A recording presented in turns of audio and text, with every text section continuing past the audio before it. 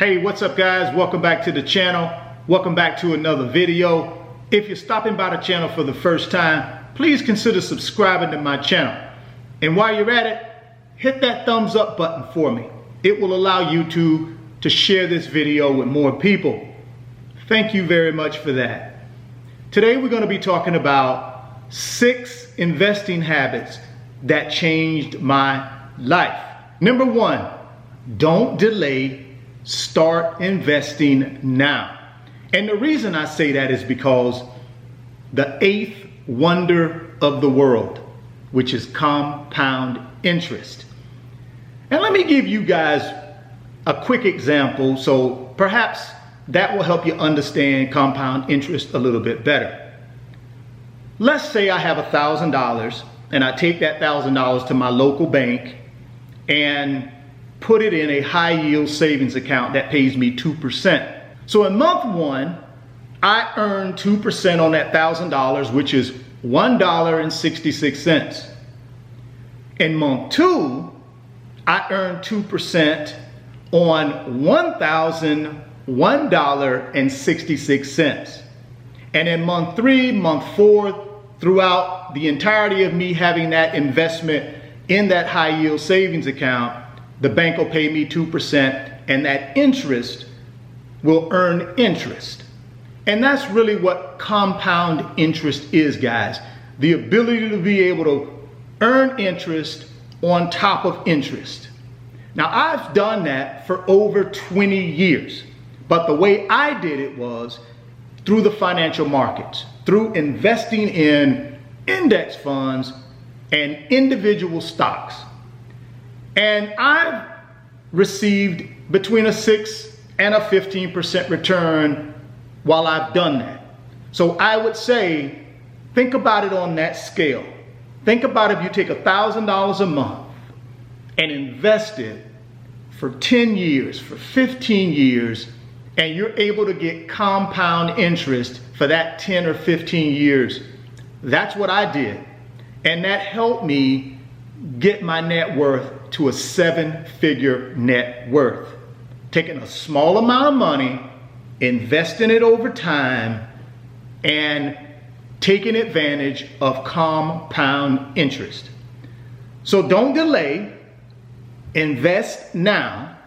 The earlier, the better, but it really doesn't matter if you're 20 years old, 30 years old, 40 years old, 50 years old, it doesn't matter. The key is invest now and do something and have a long-term investment horizon, and I believe you will be fine. Number 2, buy and hold. Well, guys, in my experience, time in the market is the wrong way to approach long-term investing. The buy and hold method I've used in real estate, and I've also used it in the financial markets.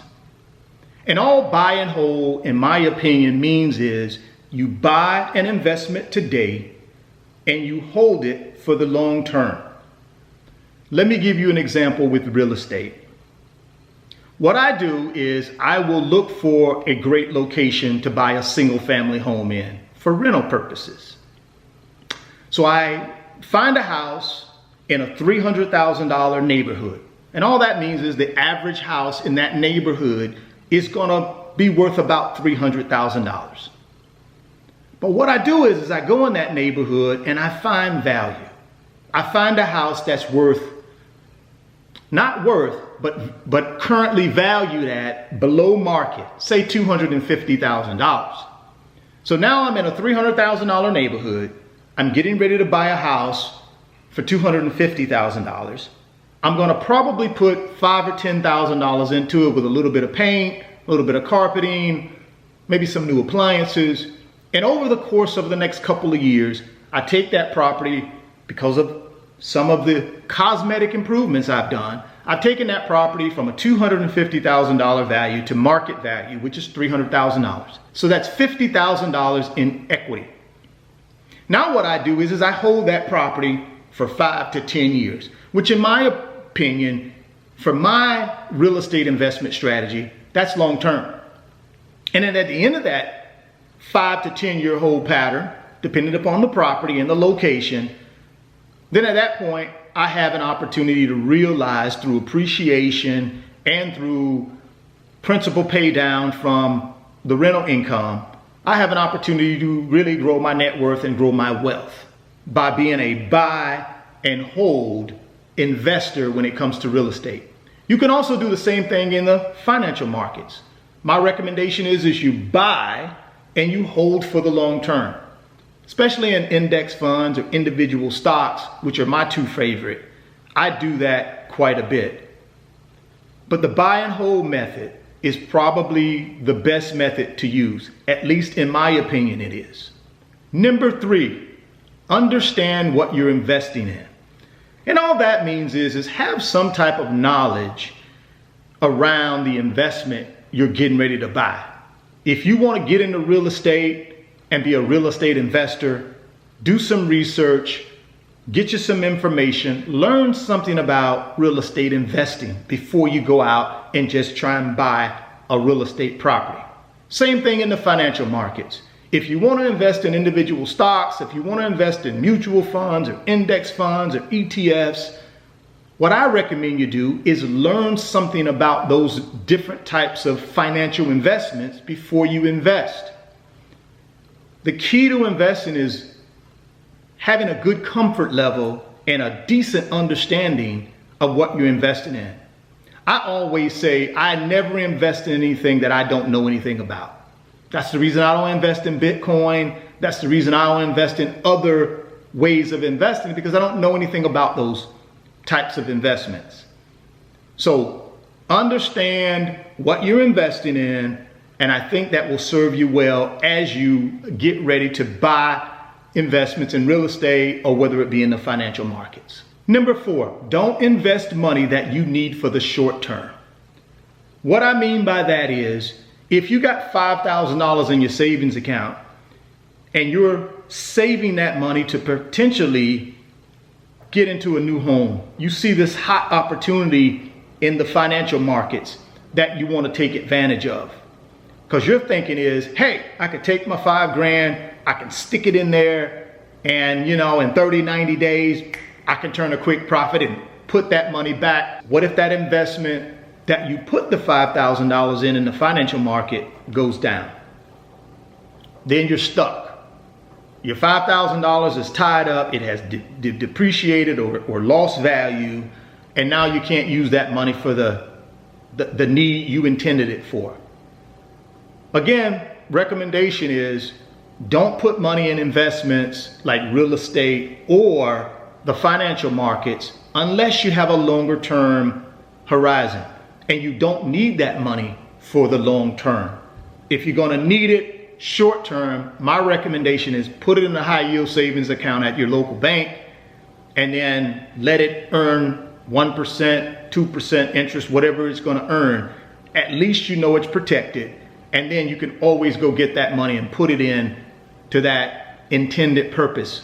Number 5, be consistent with investing. You're going to have to develop a discipline, guys. And part of that discipline is going to be consistency. Being able to invest money consistent over a period of time in order to increase your wealth and increase your net worth. One thing I recommend you do is automate it.